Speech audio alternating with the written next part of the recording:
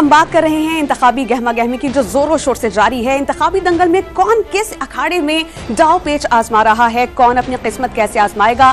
سیاسی کھلاڑیوں نے انتخابی میدان چن لیے ہیں۔ صدر نون لیگ شہباز شریف نے قومی اسمبلی میں لاہور کے حلقہ 123 کا انتخاب کر لیا۔ مریم نواز لاہور کے حلقہ NA 119 اور 130 سے انتخاب لڑیں گی، جبکہ ڈیرہ اسماعیل خان میں مولانا فضل الرحمان اور فیصل کریم کنٹی قومی اسمبلی کے حلقہ 44 میں ایک دوسرے کے مد مقابل ہوں گے۔ اہم سیاسی شخصیات نے الیکشن 2024 میں قسمت آزمانے کے لیے حلقوں کا انتخاب کر لیا ہے۔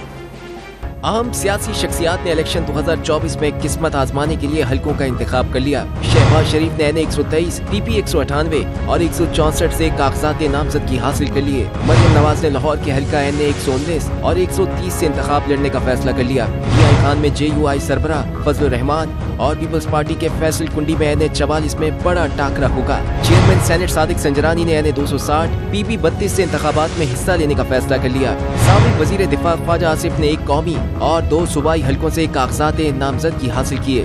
دانیال عزیز NA 75 شکر گڑھ، احسن اقبال NA 76 نارووال سے میدان میں اتریں گے۔ پرویز الہی نے 3 قومی اور 3 صوبائی اسمبلی کے حلقوں سے انتخابات لڑنے کا فیصلہ کر لیا۔ شرجیل میمن نے حیدرآباد کے حلقہ PS 61 پر کاغذات نامزدگی فارم جمع کروایا۔ فردوس عاشق اوان نے بھی NA 70 سیالکوٹ سے کاغذات وصول کر لیے۔ چودھری نثار کی جانب سے راولپنڈی کے NA 53 PP 10 سے کاغذات نامزدگی جمع کروا دیے گئے۔ سابق وزیر داخلہ اعجاز شاہ نے ننکانہ صاحب کے حلقہ NA 112 سے کاغذات نامزدگی جمع کرا دیے۔ PTI کے لطیف کھوسا لاہور اور سلمان اکرم راجہ راجن پور سے الیکشن لڑیں گے۔ استحکام پاکستان پارٹی کے مراد راس نے PP 161 سے کاغذات نامزدگی جمع کرائے۔ نائب امیر جماعت اسلامی لیاقت بلوچ نے NA 128 اور 123 سے کاغذات نامزدگی جمع کرا دیے۔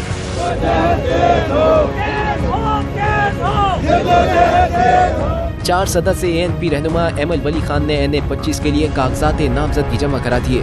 BNP کے سربراہ سردار اختر میگل نے NA 264 کوئٹہ سے کاغذات وصول کر لیے۔ کراچی سے رہنما MKM ریحان ہاشمی نے NA 250 PS 122 اور 123 سے نامزدگی جمع کرا دیے۔ MKM پاکستان کے ارشد وغیرہ نے NA 248 سے کاغذات نامزدگی جمع کرا دیے۔ مزید سیاسی رہنماؤں کی جانب سے بھی کاغذات نامزدگی وصول کرنے اور جمع کرانے کا سلسلہ جاری ہے۔